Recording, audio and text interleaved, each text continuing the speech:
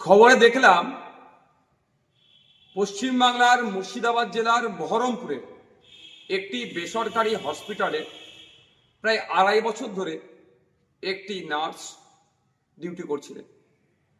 হঠাৎ তার হিজাব পরার কারণে তাকে বরখাস্ত করা হয়েছে, অর্থাৎ চাকরি থেকে তাকে চাকরিচ্যুত করা হয়েছে, চাকরি থেকে বাদ দেওয়া হয়েছে। আমি ভেবে অবাক হচ্ছি, আমরা কোন রাজ্যে বসবাস করছি? একজন নার্স, তার কাজ হচ্ছে ডিউটি করা, যতটুকু ডিউটি ওর আছে করবেন, পরিষেবা দেবেন।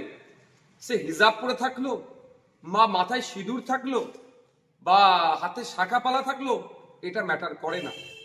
এইগুলো যদি আমার মনে খোলানো হয়, মানে সে শাখা সিঁদুর হোক, শাখা পালা হোক বা হিজাব হোক, তাহলে তার ধর্মীয় আচরণে বাধা দেওয়া হচ্ছে। আমরা কোন রাজ্যে বসবাস করছি?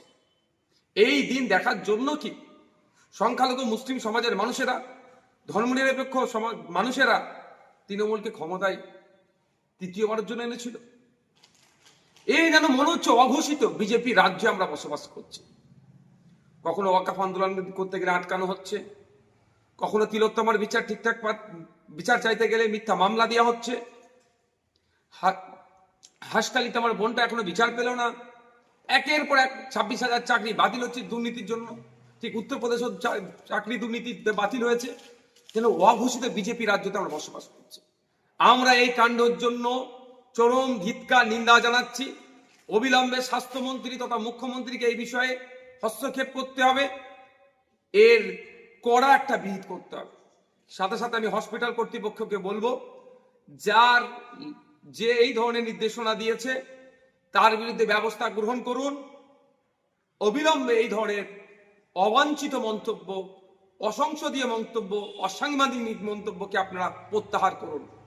কারণ ক্লিনিক্যাল এস্টাবলিশমেন্ট অ্যাক্টে কোনো জায়গায় উল্লেখ নাই যে হিজাব পরে ডিউটি করতে পারবেন না একজন নার্স, বা শাখা পরে পালা পরে ডিউটি করতে পারবে না, এই ধরনের উল্লেখ নাই। তাহলে আপনারা কে?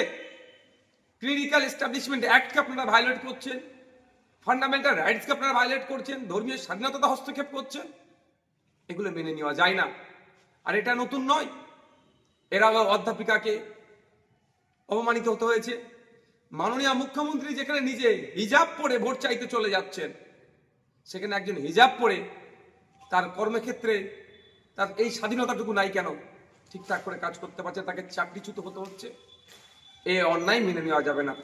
আমি ধর্মনিরপেক্ষ মানুষকে বলবো, আমরা ভুলে যাচ্ছি না এই রাজ্য সরকারের আমলে চাকরি নিয়োগ পরীক্ষাতে আমার হিন্দু সমাজের মা বোনেদেরকে শাখাপালা বলে খুলে পরীক্ষা কেন্দ্রে ঢুকতে বাধ্য করেছিল। নওশাদ সিদ্দিকী তখনও প্রতিবাদ করেছে। এখন মুসলিম সমাজের একটি মহিলাকে হিজাব পরার জন্য চাকরিচ্যুত করেছে, তার জন্য প্রতিবাদ করছে।